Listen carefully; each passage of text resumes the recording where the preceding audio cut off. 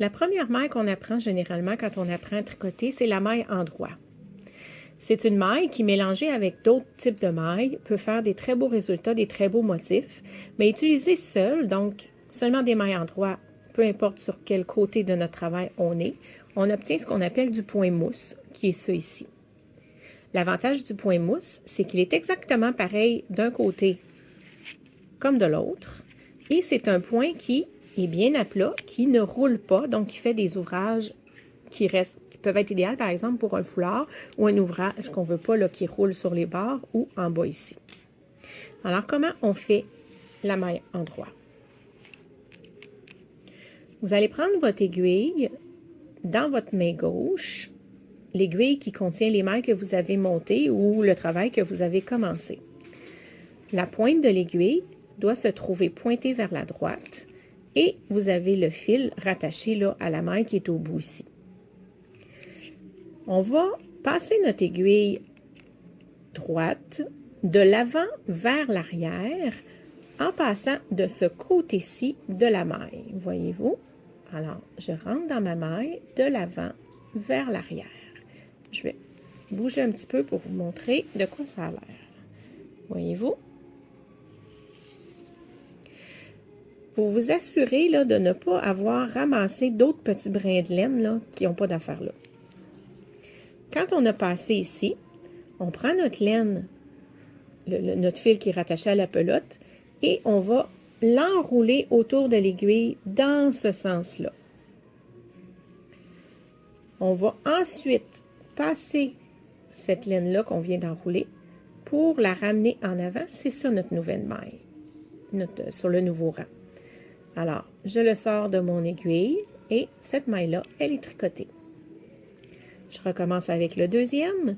Donc, je rentre mon aiguille de l'avant vers l'arrière. J'enroule ma laine. Je ramène par en avant et je rejette. De l'avant vers l'arrière. J'enroule ma laine. Je ramène par en avant et je jette. Et on fonctionne comme ça tout le long du rang.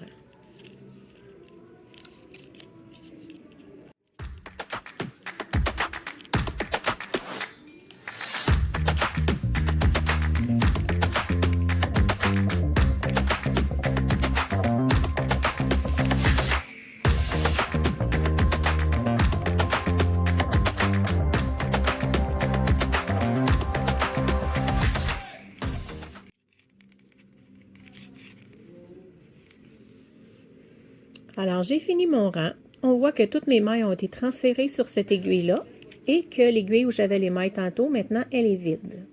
Alors, on peut déposer cette aiguille-là. On va prendre notre aiguille sur laquelle les mailles sont rendues et on va la retourner de façon à ce qu'on soit dans la même position qu'au début. Donc, l'aiguille avec les mailles se retrouve dans ma main gauche. Le bout pointu se retrouve pointé vers la droite. Et je peux alors reprendre mon autre aiguille et recommencer à tricoter de la même façon. Alors, je suis rendue de l'autre côté et je continue.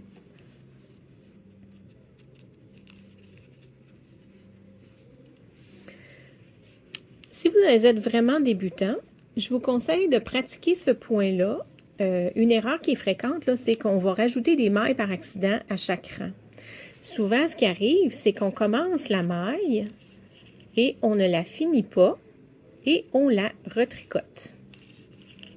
On se retrouve avec une maille de plus, là où est-ce qu'on n'aurait pas dû en avoir. Comptez vos mailles à chaque rang. Si, admettons, vous avez commencé avec 20 mailles et au bout de votre rang, vous êtes rendu avec 22, pour le moment, ne cherchez pas à faire de correction. Continuez le rang suivant en ayant en tête que vous avez 22 mailles et qu'il faut finir avec 22 mailles. À un moment donné, vous allez avoir pris le tour, puis vous n'augmenterez plus de mailles. Vous allez être rendu à un certain nombre de mailles, puis vous allez le maintenir. Quand vous serez rendu à ce point-là, À ce moment-là, ça sera le temps de commencer un autre point. Et le point suivant qui serait à prendre, c'est la maille en vert que j'ai dans une autre vidéo.